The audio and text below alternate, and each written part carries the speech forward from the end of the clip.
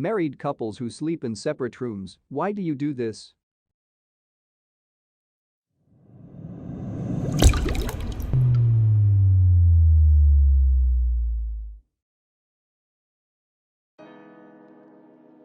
My wife and I usually work opposite days off to watch the kid. We both work nights, so it's tough. When I'm working, she'll watch him and sleep in the nursery or the other room. When she's working, I'll watch him and stay in the other room.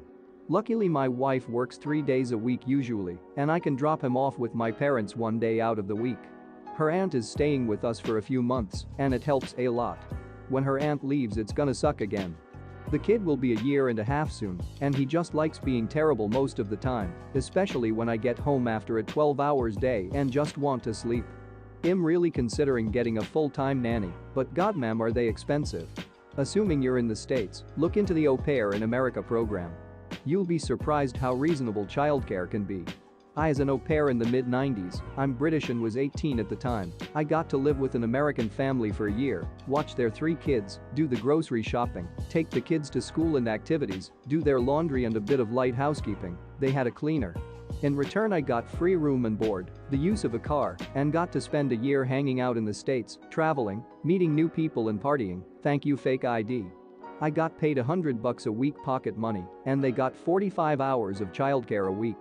Great experience all round, and we are still in touch 20 or so years later.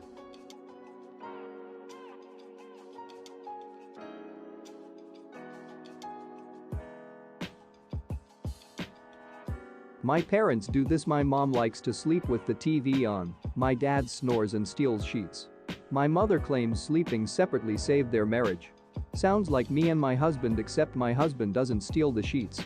He lays on them and I have to either wake him up or use all my strength to pull the sheets from under him. Aw, the good old sheet heave with all your night. I am very familiar with this one. Pro tip: separate comforters. Was just gonna say, my husband and I use our own bed blankets, and it's a game changer. Girlfriend's parents do this. They both snore and do it to get away from each other's snoring. I didn't think it was that bad until they talked about having to sleep in the same bed during their trip in Europe. They were at each other's throats because if one fell asleep, the other couldn't. Had a roommate in a hotel that snored so loud we would drag him sleeping into the bathroom and close the door. He seriously sounded like a snoring cartoon. Snonk you. You had me at snonk, but the hue really sells it. My stepmother's parents took this to a new level. He built a second house next door. They lived next to each other for 20 years before they both passed in a short amount of time. It seemed very odd to me, but it worked for them. At least from an outside perspective. I know images never reflect reality. Not exactly the same, but I had a great aunt and uncle who had some kind of huge disagreement early in their marriage and never spoke to each other again, even though they lived together. They slept in different rooms, and he spent most of his time at home in his garden. She took care of the house, cooked his meals, did his laundry, etc. etc. He went to work and paid the bills. At family gatherings, the men would hang out with the husband in one room and the women with the wife in another. They remained married that way the rest of their lives. When he died, she was apparently utterly devastated. Different sleep cycles and work schedules. He wakes up 3 hours before me. I'm a shift worker. She's a teacher. Your house hunter's budget is $1.6 million. I'm a stay-at-home mom and my husband runs a tech startup. It's a dating site for dolphins. Our budget is $2.2 million. I'm a volunteer drama teacher, and my wife makes custom paper match umbrellas, and our budget for our first home is a modest $4.5 million. My grandma and granddad do. She likes it freezing and he likes it boiling. Related but not. My grandparents may share a bed, but they do have separate margarine containers. He's a scraper, likes to keep the top of the margarine smooth. She just digs the knife in. They've been married 50-something years and have had this 2-margarine system for as long as I remember. That's the way to solve those stupid problems. Also, e.g., if one always eats the other's food because they're not hungry enough to order their own. Just order a small thing for them anyway and take it home if they end up not eating it. During the summer, I moved to another room we call the wind tunnel. Basically, I have a ceiling fan going almost 24/7 and a window fan above the bed I run from 7 p.m. 8 a.m. She has allergies and easily gets runny nose and sneezes from any moving air. My body temp will skyrocket and I'll sweat like crazy in a room devoid of moving air.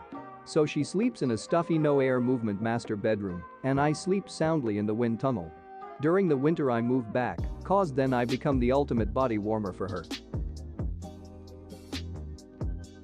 I have a hard time falling asleep without something to distract my brain from thinking. I usually watch a show, documentary or do some repetitive game on my phone to accomplish this. She can't stand the lights from the screen.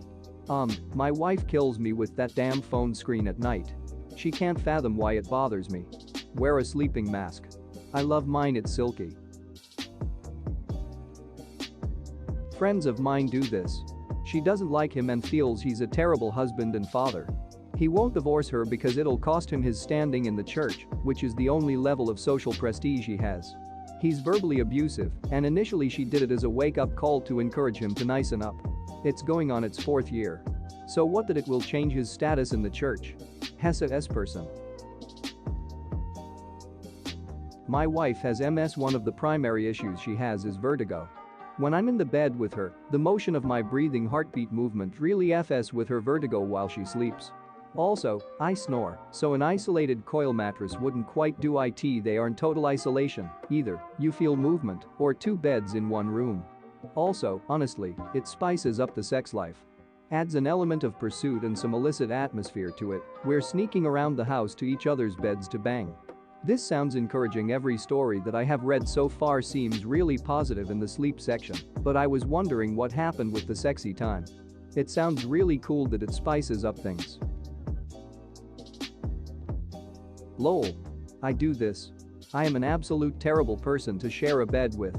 I snore like a passing semi-truck and apparently, I'm told, flail wildly in my sleep.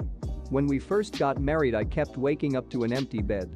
She would join me for an hour until I was asleep, then retreat to the couch. After a week or 2 I got fed up and just went to the couch first. Then started several months of us trading off for the couch. Eventually I just went and bought a twin mattress and tossed it in the office. That became my bed.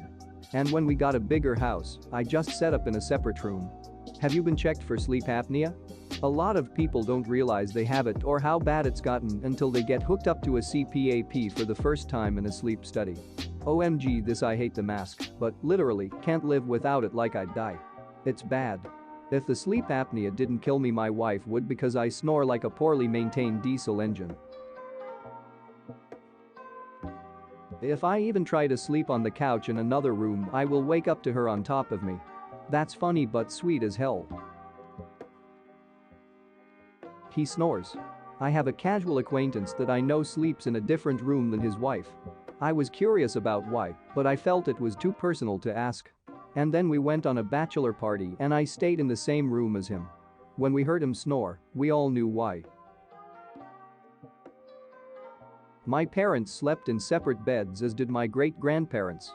For my great-grandparents it was a comfort thing. Grandma didn't like not being able to move around the bed at will. She and Grandpa loved each other dearly, and she passed not long after he did because she missed him so much. For my parents it was a couple things. As my dad aged his sleep cycle went weird.